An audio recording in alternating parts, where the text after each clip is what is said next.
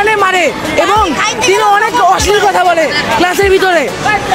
পানি খাইতে গেলেও মারে। উনি আমাকে বলে যে গাঁজা কি এভাবে ঢলে নাকি এভাবে ঢলে।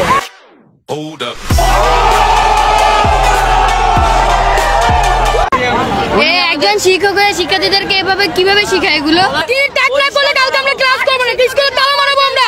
এই পদত্যাগ না করলে পরীক্ষা বাতিল করে দেব আমরা। আমাদের তো জানো না, আমরা ছাত্রদল। স্বাধীনতার ঘোষক জিয়া, দেশ গড়েছেন শহীদ জিয়া।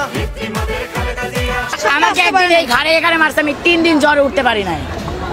মূল কথা হচ্ছে যে উনি আসলে স্কুলে আসে কি করতে জানি না, মেয়েদেরকে মানে ব্যাড টাচ তো করে, সাথে ছেলেদের এই যে চুলের এটা ধরে। এর সাথে সে প্রেম করছে, তার মার সাথে প্রেম করে গিয়ে করছে, এমন জঘন্যতম গান আমাদের সাথে মেয়েদের সাথে করতেছে।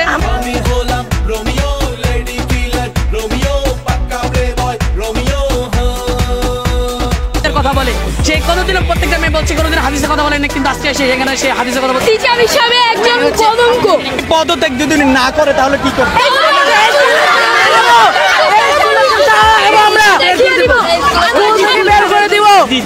তিনি একজন অশ্লীল টিচার, সে মেয়েদের প্রতি যেভাবে অশ্লীলতা করে, ছেলেদের প্রতি এমন অশ্লীলতা করে।